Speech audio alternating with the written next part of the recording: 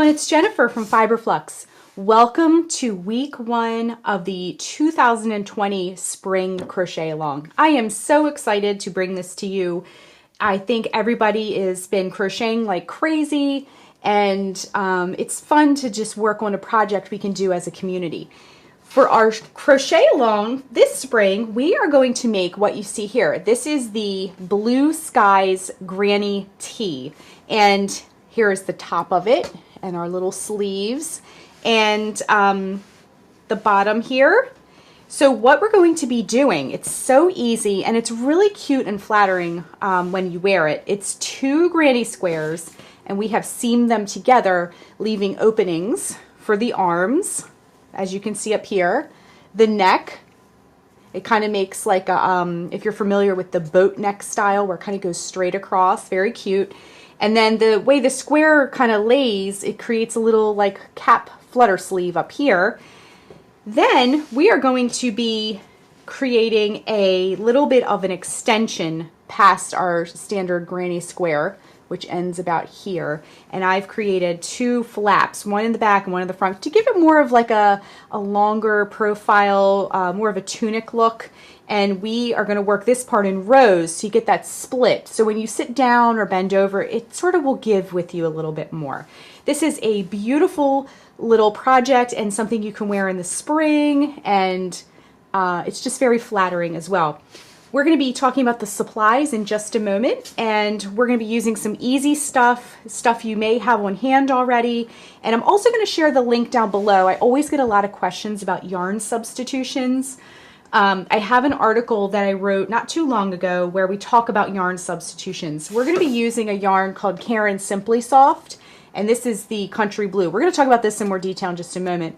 But I encourage you, because we're all home right now, I encourage you to check out your yarn stash to see what you have. There's a lot of great substitutions for this, and it's a good yarn weight.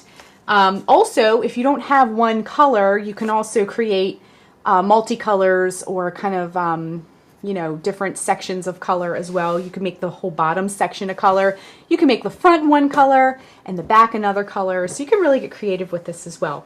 So let's jump right into the supplies and really get going.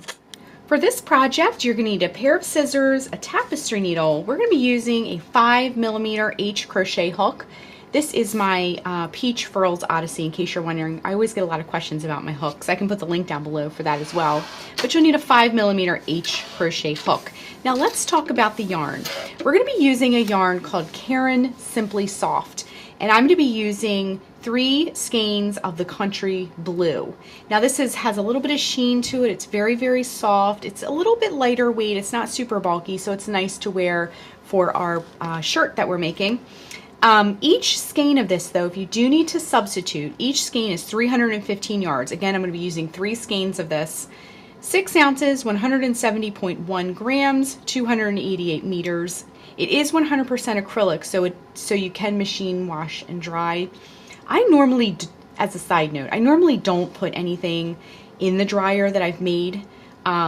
But you can wash it on the gentle cycle and maybe just lay it flat to dry. But it is technically dryable. I just get kind of nervous about that. But anyway, definitely do what you feel is best. Now again, if you need to substitute the yarn, look for a medium 4 on the yarn weight scale and a yarn that recommends the 5mm H crochet hook that we'll be using here.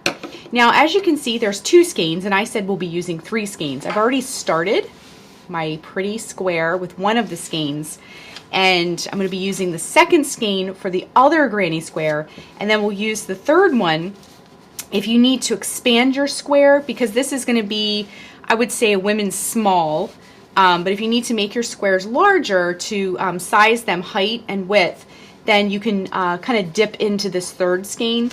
And we're going to be using it also for seaming up our granny squares, and also if you want to add the bottom kind of extension bottom that we'll be doing later. So this 3rd one is good to have if you need to make it larger, or if you want to add the bottom to your shirt as well.